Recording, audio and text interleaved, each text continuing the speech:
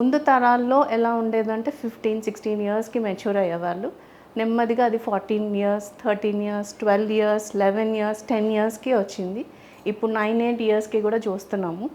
8 years కంటే ఇంకా ముందుగానే మెచ్యూర్ అవుతే దాన్ని ప్రికాషస్ ప్యూబర్టీ అంటారు. సో, అది కొంచెం అలార్మింగ్ సైన్ అనమాట. ఎందుకలా అంత ముందుగా ఎందుకొచ్చిందనేది కొంచెం మీరు డాక్టర్స్‌ని కలిసి అది ఒక టీమ్ వర్క్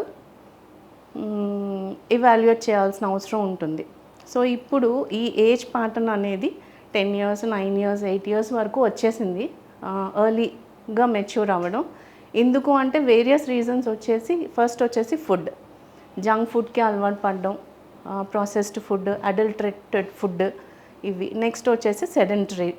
మనం ఫిజికల్ యాక్టివిటీ తగ్గిపోవడం పిల్లలకి. అంతే టీవీ ముందు కూర్చుంటారు, కార్టూన్స్ పెట్టేసుకుంటారు. అలా చూస్తూ నేను చాలామంది మా తెలిసిన వాళ్ళలో అండ్ రిలేటివ్స్ దగ్గర కానీ చూసినప్పుడు ఫ్రిడ్జ్ విల్ బీ ఓవర్‌లోడెడ్ అనమాట.